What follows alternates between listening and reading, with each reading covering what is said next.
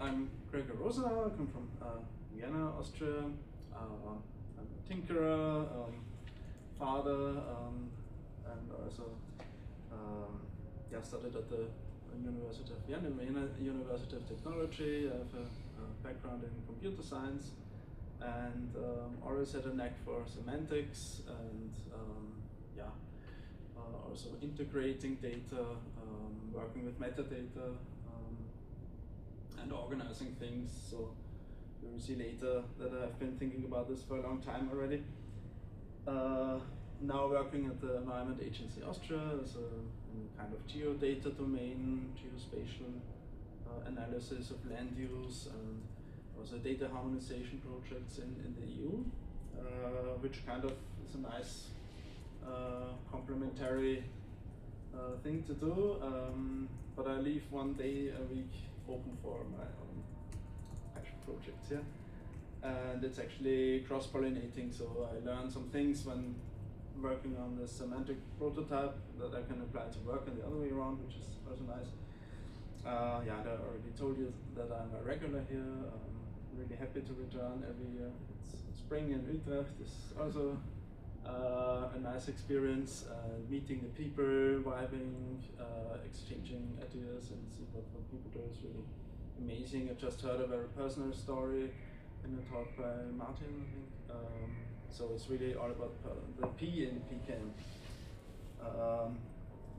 But since it's called personal knowledge management and not personal nodes management, I think that we should not just stick to text nodes and Markdown, but there's so much more and rich information. And that moves me to the term of data-centric design. Wow, this doesn't scale. It's actually the concept to use. So if you have a truly data-centric system, you start from your data, and the applications are just tools that are used to work with it. So you continue to use your favorite Markdown editor if you edit text, and you continue to use your graphics applications and whatever. And knowledge management should not be about putting everything into a system that may or may not work for you, or may break in a year, or change, or pivot to another business model. But knowledge management should be about your data, and how you use it is up to you, and which application uses it. If you have a centralized kind of harmonized system for metadata really that's integrated into the system, then you can use any application. Any ebook reader will understand from the metadata in the ebook file who is the publisher, how many pages does this have, in what format. So you don't need a tool just to read the basic information, because it's actually stored in the file itself. Also for JPEG, it's the most prominent example. Every tool, every file browser can extract the basic metadata about photos, because it can look at the JPEG file and see there's a header there, and we have JPEG IPTC or whatever or EXIF metadata, and you can see even the lens that was used to take this photo, and when it was taken and where, the location. And I think this information should be utilized across your entire stack of tools, and not just in one single text editor. Instead of fighting this information overload, so it's just my downloads folder, you accumulate a lot of interesting stuff that you might need later, and you maybe devise a very sophisticated folder structure, which never works in the end, because you have always this kind of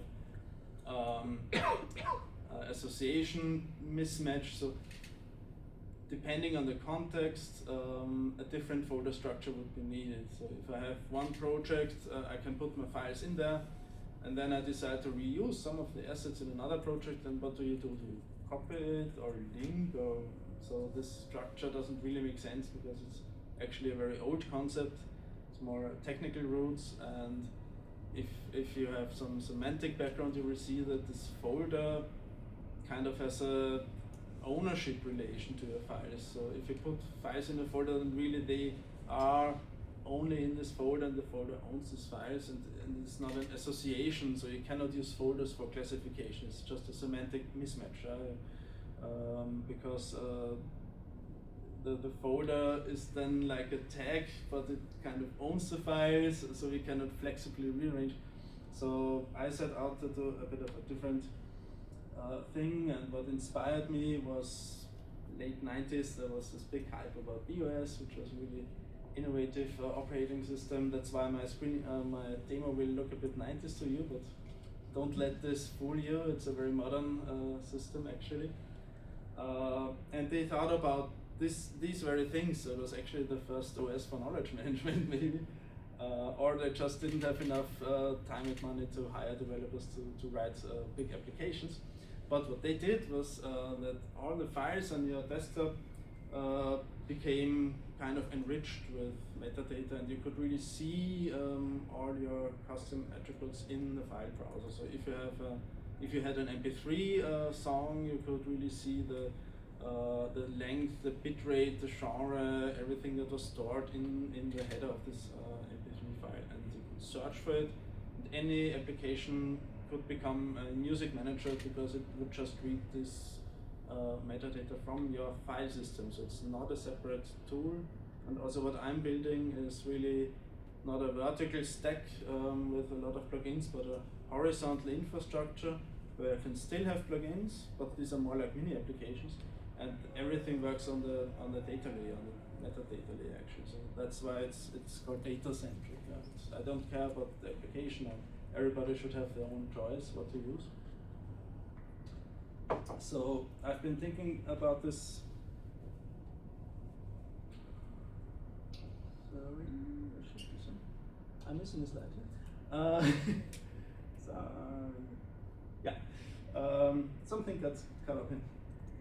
I've been thinking about this for over 20 years now, and only recently made time to really work on this. So I took some break from work because of initially a burnout, and then it was just I needed some time to get this out of my head.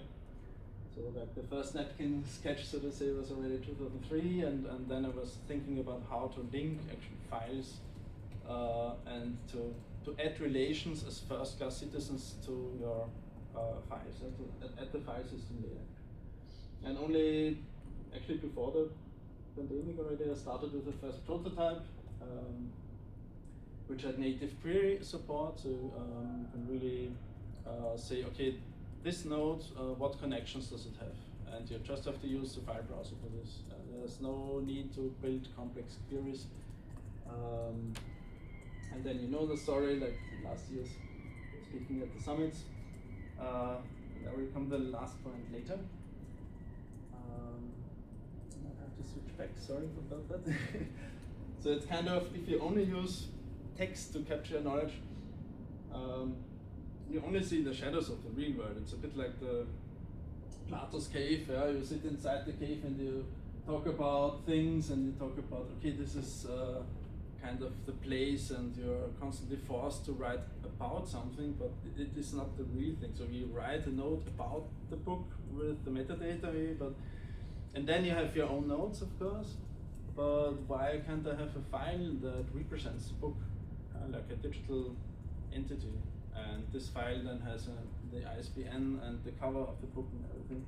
And then I can work with it naturally, and every other tool can use it. So I have a book library, for example, and I can use it everywhere to inside my references. I can drag this into my text and then have a reference to that book file. I can even invoke semantic actions. Yeah, that's also fine. So yeah, make the data speak for itself is one of my visions. Make it rich, and don't hide the metadata inside, but really extract it out. So also from a PDF, I want to see the DOI of the scientific paper I downloaded. I don't want a strange name with numbers and IDs. I want the title of the paper to be the name of the file, so I can find it later. And maybe I want even to extract the citations to other authors. So that's kind of, I want to overcome the semantic break. And For those of you who are old enough to remember, there's this famous Unix editor called Emacs, and it's great and very powerful. But then it started to become bloated, and they added more and more functionality. They call it modes. There's even a PKM mode for Emacs. And then there was this running joke, okay, Emacs is not an editor anymore, it's an OS. So it's actually an entire operating system. And I have the feeling that our famous knowledge management tool is also becoming an OS. So I asked the question, why not start from the other side and build an environment from the ground up that supports this work instead of shoehorning everything into an Electron app or whatever. And once you take this daring step, you realize, okay, data is not text there, so I don't want a YAML block in my nodes because it's not metadata anymore when it's part of the data. So when you change something in the metadata, don't want to name tools, but you know what I mean. If you change a tag name, it's just, since this has no meaning to the tool, it's just a literal text. You have, you tag it PKM or whatever. Then one day you decide, actually I want to rename this tag, it doesn't make sense anymore, you rename it to personal knowledge management, and suddenly all the nodes break because they have this old text included. But if you have a link to a tag, which is just represented as a file, you work with it like normally, you rename the file, and the link doesn't break. So everything is connected and updated in real time. And then you move away from this. You have like metadata really in the file system attributes. This is technicality, but it just means that it's available across the system. And plugins also don't work just with one tool. They work on the data layer, and they don't even know about Sen or anything. They just do their job. It's like the Unix tool philosophy, actually do one job and do it well, and then connect over a simple protocol to other tools. And it utilizes the OS as a native environment. Full stack, you use the system's find functionality to find your stuff. Why do you need a plugin to find my stuff? It's there, you know, I know my files. And also you overcome this isolation. You don't have to decide, do I open a new vault now, or is it still related, or whatever. You just make a new folder and link stuff in and access anything. And what's even more important is this separation between, okay, what's inside my knowledge management tool and what is outside. All my existing files, they are completely inaccessible at the moment. So I'm really blind to all the things I have collected. And then I need to come up with a strategy and you know, make up my nodes system and write all the nodes. But I would rather, I mean, maybe I'm lazy, but I would rather reuse all the stuff that I've collected, let some infrastructure enrich this, and like with all the metadata I can get, I can invoke services like Open Library to enrich my book files, so to say, and suddenly I have a library management. I don't need a specialized application for basic tasks anymore. This is kind of the approach I take with Sen. So make it simple. It's not an expert tool. It's an infrastructure that seamlessly blends in, and it allows you to work with your existing files like with a knowledge graph, actually, like in a linked and intuitive way. Right? It's also extensible, so it doesn't mean I don't like to use AI or have plugins, or you can have plugins for extracting entities and relations and sentiment and whatever you want to do with the documents. But it's native, so it's really not some database you have to watch out not to break. It's nothing that has to be kept in sync. It really, it's really, I leave this to the file system because the guy who developed this also later developed the modern Apple file system, and he knows how to do this, so I'd rather leave this job to the file system. And if anything breaks, the file system will repair it. It's very fast this way, so I don't have to care about using any separate index or database, and that sets it apart from most mainstream operating systems. I can talk about this later. Also got myself a Mac end of last year, so I will try to port the idea over to macOS also, but it's not easy. It's in some ways more restricted actually, and also it's not open source, so I cannot tinker at the same level, but I'm looking into that. And now this term local first has come up.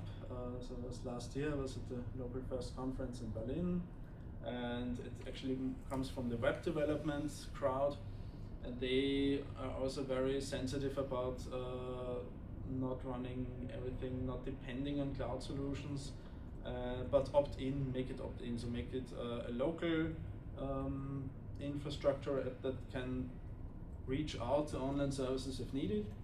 And that's just what Sen does. So there's a plugin for enriching scientific papers, for example, but only when I say, okay, please go fetch the data for this PDF, then it will reach out to any working configured online source. There are some free sources to pull data from.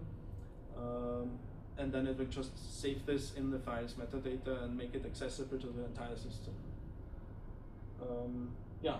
My solution is also open because I built on Haiku, which is an open source and MIT licensed OS, so I also make my own stuff open source. We have this. So for those who were there last year, it was a funny coincidence when I was at a conference in Copenhagen that they had this paper with Sen on it, but it's actually the name, as you can see, is labeled over, but still a find I had to keep. For those of you who know the project, what I've been working on is, okay, it makes sense to not only work on the file explorer, which they call tracker. Of course, you want to write your notes too, so text is not out of the window. And since Haiku doesn't really have a decent Markdown editor ported yet, and I didn't want to rely on any UI framework besides the native API, I started experimented with the native Markdown editor that can handle the semantic links. So it's not just a text editor anymore. You can drag in files, and it will then create a stable link that doesn't break even when you close the editor and you move files around. I've been working on advancing the semantic architecture and writing plugins. I've been working on too many things, so it's sadly I cannot show everything in the demo. Because it doesn't, I need to streamline it and align the web. But when I have aligned everything correctly again, then I want to bring out a distribution, which will be based on Haiku, and it will be called SENryu, so that's kind of an inside joke, because Haiku is this Japanese poem form, which is more seasonally inspired. It has also a backstory why it's called Haiku, but let's skip that for now. And my distribution will be called SENryu, because this is like Haiku poem form, but mostly the themes are personally inspired, and that makes kind of sense for personal knowledge management environment. And I also invite you to check out the new form. This is in preview. It will later migrate to the old senlabs.org, and I will post more info there. Because currently I have a Substack newsletter that's a bit dormant, but if you look at my GitHub repositories, then you see there's a lot going on behind the scenes. And the most important thing of the distribution is already done, so it has a splashy splash screen. Yeah, and this should then allow you to quickly test it out in a VM and see if it works for you. And I would really like to hear your feedback, because this would also be an important direction for me how to make the macOS port. So I know you people won't change systems. It just allows me to build quicker and easier. So it was kind of a pragmatic decision to focus on a very alternative OS, but it doesn't mean you have to change it, of course. It's just for demonstrating the idea and vision. And as I said, I'm not against AI. I use it myself for programming where it makes sense. And you can do a lot. So if you're just coming back to the files, every the file types you normally see are actually technical types. You just see, if you also in macOS or Windows, you just say, okay, this is a PDF document. What does it mean? Is it a scientific paper? Is it an ebook? Is it my invoice from the last dinner? So it can mean a lot. And I've been playing around with this idea, and sadly it's not easy to find AI-based solutions that work locally without too much overhead. But I found some projects I can use, and these are also license compatible and open source. So this would allow you to infer the semantic type of your file. So you have the technical file type, which is a text PDF, and then you have the semantic file type, and then you can really say, okay, this is actually a scientific paper. And then you would get, then plugins know, okay, I can invoke a plugin that deals with the extraction of semantic data of scientific papers, right? And this allows you to make the entire infrastructure much more intelligent without AI. But AI is also useful for this type of inference. I can extract entities, as I said, like, okay, which places, people, contacts are actually mentioned here without explicitly having to write links myself. So the way Sen handles this is it shows you a relation menu, and then you see, okay, this is a relation that I did myself. So this is really, okay, I know this guy and I met him at the PKM Summit, and this is how it is. But then I also have dynamic relations that are inferred by plugins or whatever, and that saves me a lot of time, because then I can just write down whatever I want, and Sen will in the background extract the suitable plugin or the related and linked information. So it's much more automatic and less manual, and also less brittle. It always runs locally, offline. Even if you stop the Sen process in the background, which handles some magic, you don't need it to get to your data. So since it's all stored at the file system level, you can access it with any other tools. You are not dependent, so it just helps. It's just a facilitator. Still, I thought I had to view slides, but actually almost running out of time.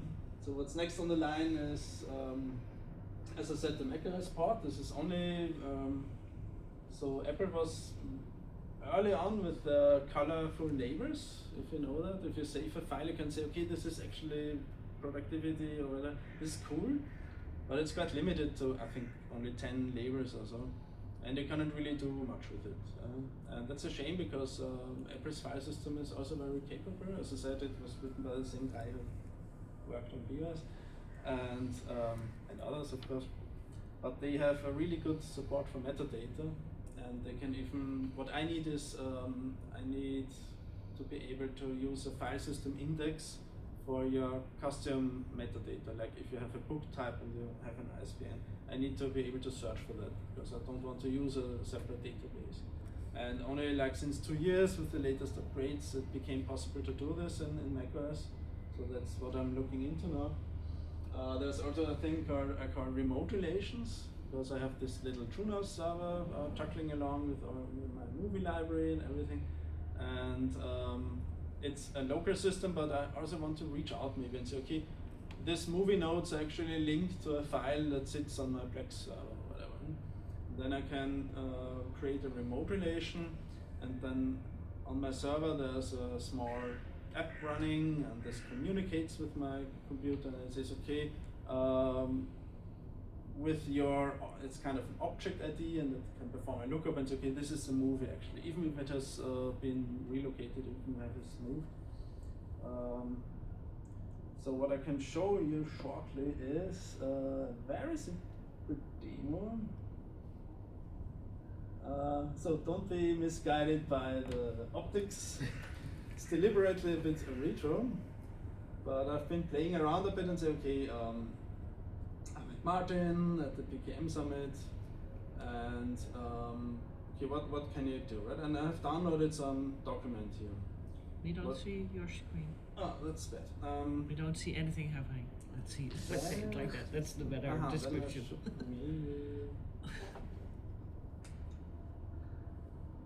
Maybe share the whole screen. doing something.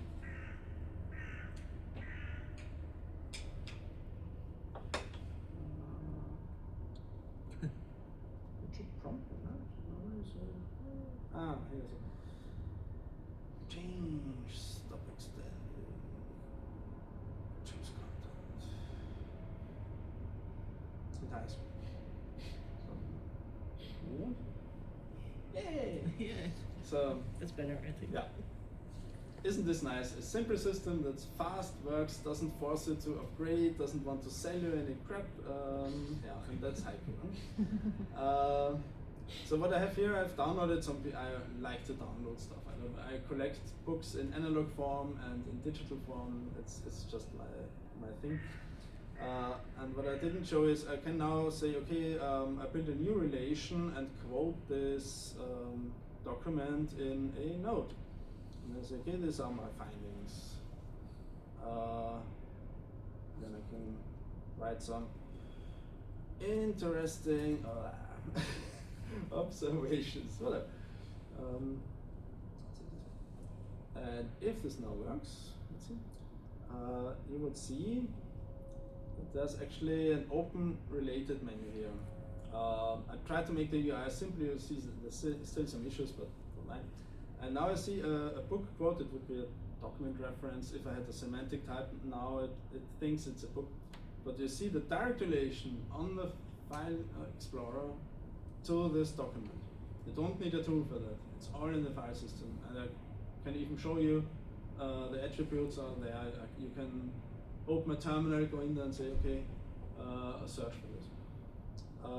And what I can also do is associations. So this is the way I deal with the tagging dilemma. So for me, this is an association to some label.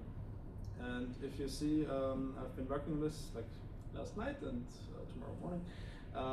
You see an association relation to PKM. And PKM is then just a another file. And that's kind of a metadata file. Let me shortly, somehow this got lost on the way. Very nice. Actually quite a handy navigation here because you can just scroll through it. And you see here the context. Let me open this here. This is my answer to isolation words, because you have a context, and that context can be flexibly assigned to anything you're working on. Let's say thing, not document. And the thing is the entity representation that just happens to be stored as a file. For some reason, and for the semantic people here, what you build is actually an ontology, right? You have types and relations, and you can also see in the system's file type system, this is all the native stuff. You can see I have a classification, this is MIME type based, for those of you who want to know. It's a very simple hierarchical structure, and the system types every file according to this taxonomy, and then I can see just deliberately set up. You can do this any how you want, but I can add things to a collection. I can classify it and link it to a concept or as a label, and that's extremely powerful and simple and stable. So what I do also for the non-technical files, if I just have a book that represents a real-world book and it's just an empty file with metadata, then this is an entity in SEN speak. And you see here that there's an ISBN. Oh, sorry, actually. There's an ISBN and other attributes that you can fill. It's similar like in any type or other tools where you have this object properties. But in SEN, this is all standard operating, standard system functionality. It's all native. So I mentioned I'm lazy, so I didn't want to reinvent the wheel, and this is all there. And when you then, I know you people like graphs, so when you then have everything gets an object ID in the system that you can look up. Even if I move things around outside of any tool, I can still see that the relation actually works. And I have an attendance to the PKM Summit. It's also in relation. I have an association to note-taking, which is a topic. So it never breaks because the file system handles your knowledge management. Right? And if I then, it's only the last. To leave room for questions, I've played around with this yesterday night, and you can actually simply create, with any tool, you can create a graph. So if you want to see a graph of the knowledge, it's all there. I'm working on integrating this into the editor and stuff, but this is just to show you that in a data-centric system you can use any tool to work with your data, and if you put your knowledge management into the file system, then it becomes open to every other tool and functionality. So you don't limit yourself to a specific way. And there's still some slides.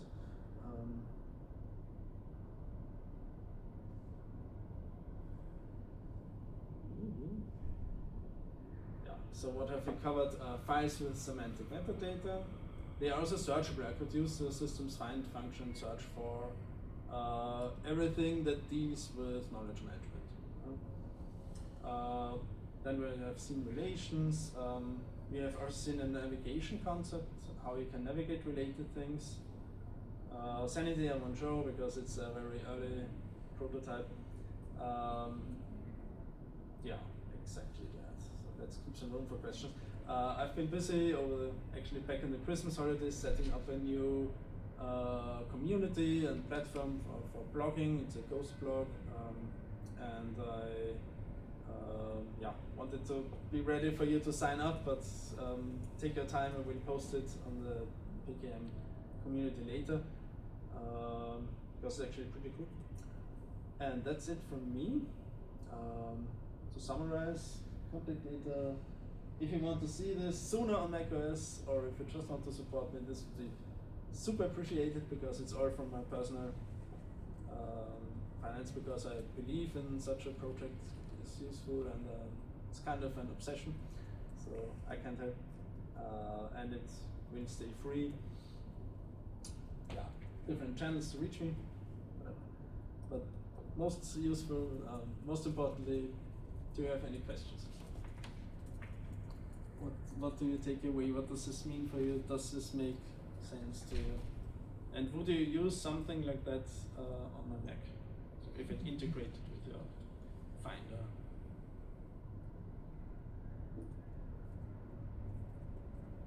Do that thing. Any questions, remarks? I like how the connections stay when you move things around, so Yeah. when the file system works. The thing I kind of miss, I think, is sort of a viewer when you open files, sort of more of an interface. This is only the file system, and yeah, then you will be happy to learn that I haven't been showing it, but there's a template-based entity viewer, actually also editor, and you can define how a book is represented, for example. Right. And when you open the book file, because it only consists of metadata, it will fill in the template. So it will say, okay, do I have a template for this file type? And then it will load the view, and fill it with the metadata from that's already there. Sounds good. And I'm working on the editor part, and it also synchronize between what you do in the on the file or in this editor. Since it's still a one-man project, and now I have to reduce to 1 day a week, but this is actually useful use of AI, because with good coding agents I can save some time, because my C++ is also not that fluent after 20 years in Java.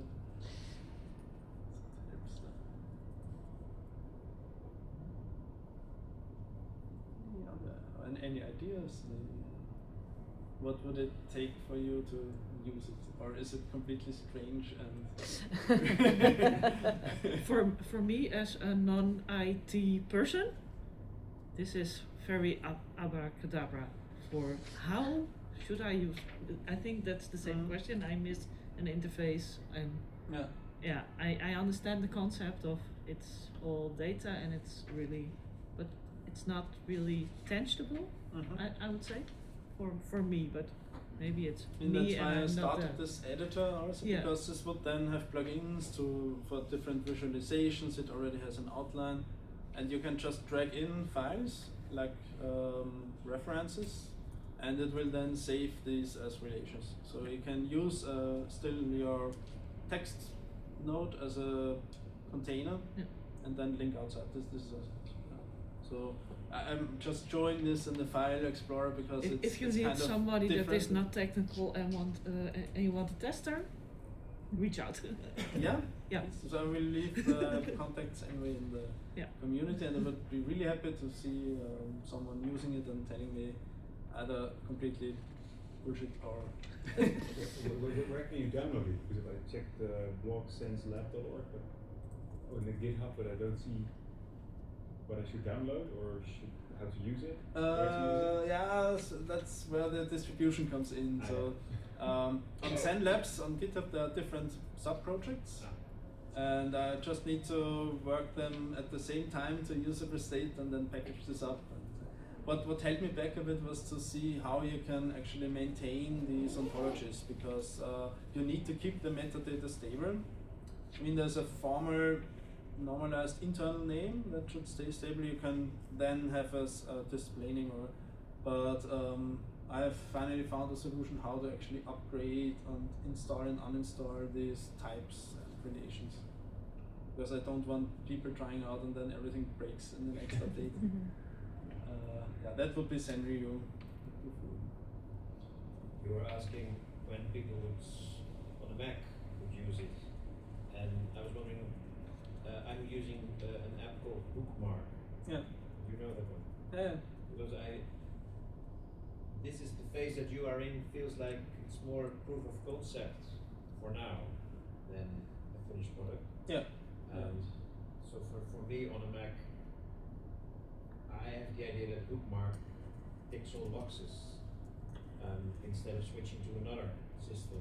Yeah, no, that's it. But the thing is that when you build an infrastructure like that, then Hookmark just becomes a very simple thing, because I can drag out relations from this view that I showed you, and then I have a deep link to the page in the PDF. So I can already do that. That's what Bookmark does, yes. Exactly. But that's just one tiny pebble that you can do with that. But it's a very useful functionality. And I can link into anything. So I'm also working on linking into panels in a webcomic or whatever. So there's a new comic format coming out, and this allows you to very efficiently target individual parts of a file. So there's a lot you can do with that, and it's easy to extend. But yeah, I know what you mean.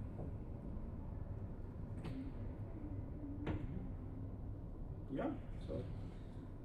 If there are no more questions, you can catch me anytime. Thank you. And thank you for being here. And yeah, thank you for your interest.